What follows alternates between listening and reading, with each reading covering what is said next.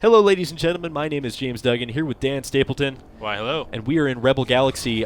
Dan, you've been playing this game for quite some time. You said you've put about 25-ish hours in. Yeah, give or take. And a lot of people are checking this game out on Steam right now on the 20th. It just came out. It's on the top seller spot. So I thought it'd be cool if we kind of gave those folks a little bit of a preview of what the game is like far in. Yeah, I mean, it's I think that it was a very good time for this game to come out, like the day after the Star Wars trailer hit, because this game really makes me feel like Han Solo in a way. I mean, at least not right now. Right now, it's more like kind of a Admiral Adama kind of thing, I guess. But when you start out, you're just in a little ship, going around taking bounties and smuggling and all kinds of stuff like that. But now I've been playing for a while. I've beaten the story missions. I have a very large ship. In the grand scale of smallest ship to largest ship, where's your progression at right now? I mean, this ship is pretty big. I don't think it's the biggest one I've had. I think I just bought this one to get some variety in my video review. But I can go and buy some more ships right now. People love spending, Dan. Yeah. So I think we should do just that.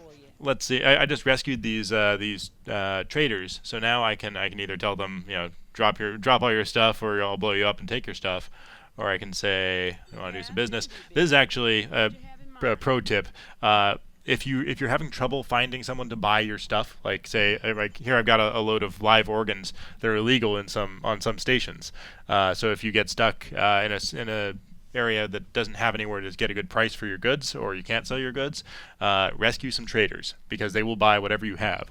Another little exploit you can do, like they kind of randomly offer stuff. Mm-hmm. Like they'll look through your hold and just pick out, like, oh, I'll buy this from you. If you want to sell a specific thing you're trying to get rid of and you can't find anyone to buy it, just jettison all your other cargo. So that's the only thing. Before you start the conversation, right? And then can you pick it back up afterwards? Exactly. Yeah. Pro tips with Dan Stapleton in Rebel Galaxy. Yep. So that's a little bit of an exploit. So they bought some human organs there. Yeah. Some live organs. Live organs. Okay, excellent. So that made me 250,000 credits right there, which that'll go a long way. Let's see, where should we go next? Let's find a trade hub to go to here. That should do well. And so that's just a solar system, or is that the? That's a solar system. Okay. Nope. And I would assume, being a galaxy, there are a relatively infinite amount of solar systems, or no, it's just these, about a dozen or so. And you said these are randomly generated when you start the game? Each one is randomly generated, yes. So could you take your advanced save file into a different galaxy, or would you have to start up completely new there? No, it's one galaxy per save game. So. Okay.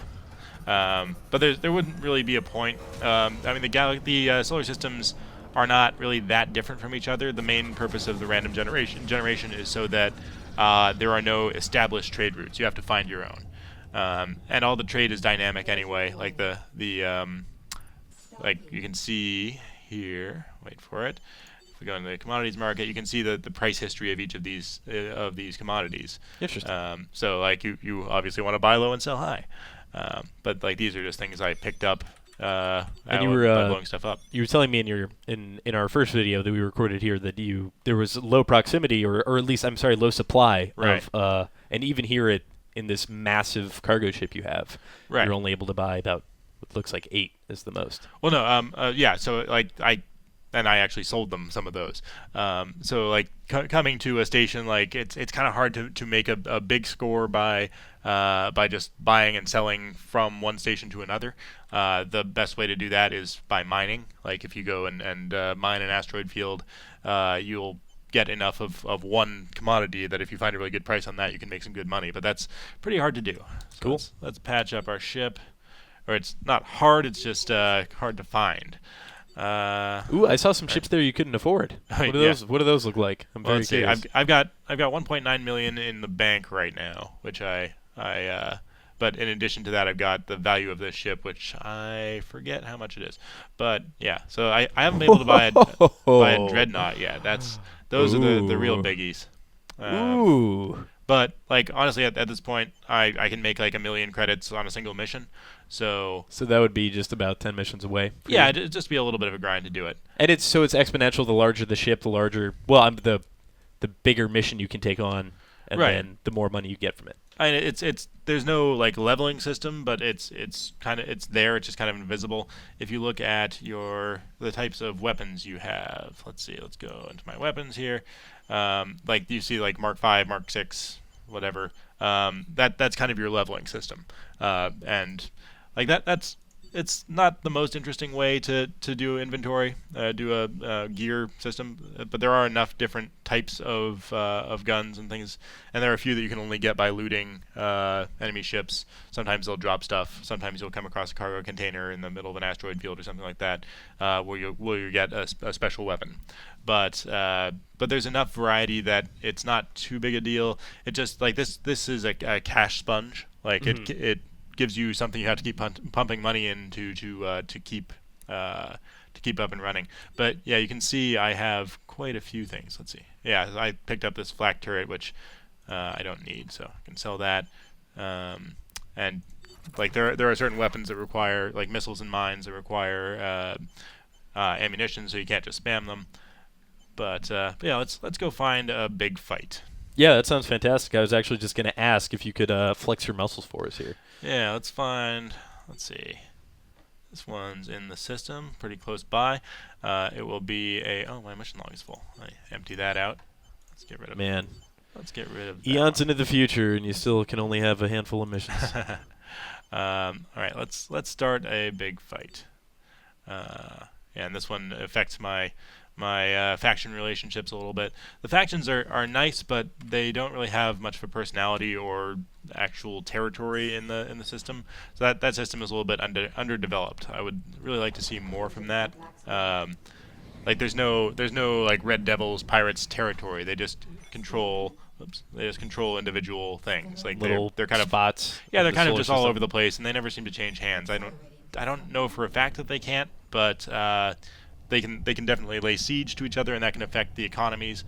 But it's not as dynamic as I would kind of like. Let's see. Is that the one? Yeah, there we go. Yeah, sometimes like when you're trying to navigate through an asteroid field, you'll just kind of start and stop.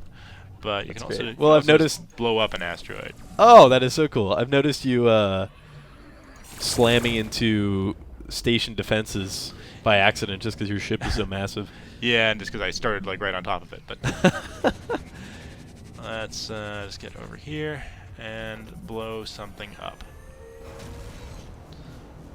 And like roughly, it's about 1 second per 1,000 SM, whatever that is. Is there any point when you're traveling for what seems like a needless amount of time, or is it all pretty generally speedy? I mean, it'll be like a minute at most, generally. So it's not too bad. Ooh, hello. That looks like a real big ship. That's a friendly, actually. Oh, well, that's good news. But these guys are not. Man, the colors. Yep, it's got some good pew pew pew. I'd be way more into being an astronaut if space was this colorful. Yeah, they do a good job of making this whole region of space visually interesting.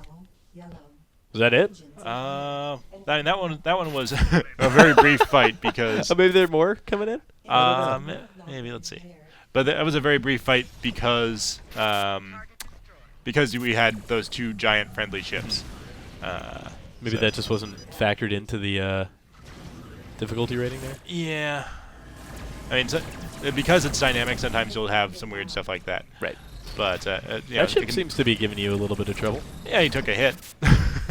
But my ship is pretty powerful right now. Let's see. But yeah, you got shield facings, which are kind of nice. But I mean, you turn so quickly, even at a ship this size, that it's not really hardcore naval style combat. It's very light and kind of easy to do. Yeah, it does seem like the whole ship maneuvering thing is convenient, I guess is the word I would use. Yeah, I mean, it's not as light as it could be. I mean, you still do have to worry about rotating your ship to avoid exposing a heavily damaged section to too much fire. But and like especially if you're hitting a heavy ship, like a big target, you've still got to worry about focusing your fire on one of their shields. Otherwise, you just don't do any damage. So the minimap to me looks like a mess of different colored dots, but for somebody who has experience in the game, is that decipherable down there? Do you think that serves a pretty good function with that territory in this screen? I mean, a lot of that is cargo that was just dropped by a bunch of ships I blew up. A lot of it is like the blue dots are friendlies, red dots, big red dots are enemy capital ships. So let's see. Oh, I should show you this as well. Oops. So you got a scanner where you can go through and like you can target in some individual turrets, which is nice, but it's not super effective. Usually, I just blow up the ship. That's a much better way. It's an apt strategy. But it will tell you what cargo they're carrying if you want to be a pirate and go around. Like you can find. Oh yeah, there's some cargo. But you can start fights with a big trade ship and just steal other cargo, and that's a good way to make some money. That sounds very scoundrelous. Is that a word? I'm creating it, if not. I guess. But not something that Han Solo would do, though, because he's a gentleman, a gentleman pirate. Yeah, smuggler. He was more of a smuggler, less pirate. I don't think we ever saw him attack another ship for profit. Well, we are. Jared Petty is creating a list of times in which Han shot first, so maybe that happened off camera before we were introduced to him once or twice. But yeah, this ship is pretty loaded with turrets. Shooting at a big ship with a flak turret isn't going to do anything. But I'm going to stick with my broadside cannons because the AI can handle all of the other things. Yeah, this mission seems to be just trickling in, wave after wave of big ships. But again, because my ship is so beefy, because I've already. I'm in kind of a state where I feel like I've won the game, even though it's kind of open-ended. Right. Like even if I get a dreadnought, like it's not gonna really change things enough. So you don't think that there are missions you could find right now that would just totally overwhelm you? Maybe I won't say never. There's probably some mean stuff out there. Like it can throw a lot of ships at you, and like even a ship like this can be overwhelmed by a few dozen fighters. Yeah, so. You can definitely run into trouble. And so if that happens, because you said there's like your currency and your assets are your level effectively. Mm-hmm. So if that were to happen, and let's say you were in a scenario where you just kind of spent a majority of your money on this, and you really didn't have much saved up, and you went into a mission and it was destroyed. At that point, can you revert to a save? Yeah, you revert to a save. It's not persistent once you die. So like if I die here, you just go back to the last time you docked at a station. Okay, that's not so bad. Yeah, there were a couple of missions that gave me. Oh, there was a bounty on that guy. That was nice. Because I was gonna blow him up anyway. I would have done that for free. But yeah, there were a couple of missions that were a little bit tough. But I mean, just in terms of like a huge number of enemies swarming you. Let's see if I can do this. So you can also get. Oh God! I can't even type. That's embarrassing. I was like, this is so easy. It's just typing. Yep. Oops. They actually recommend a gamepad for this game, but I prefer mouse and keyboard in pretty much everything I do. So, and I find it works pretty well. I don't know why they felt the need to recommend a gamepad because especially for hacking, it's just typing. Yeah, well, I mean, it's not like that was going to be. Oh, I'm very embarrassed that that's on camera. Maybe we'll clip that out and put it on Snapchat. Yeah, that'll be derp.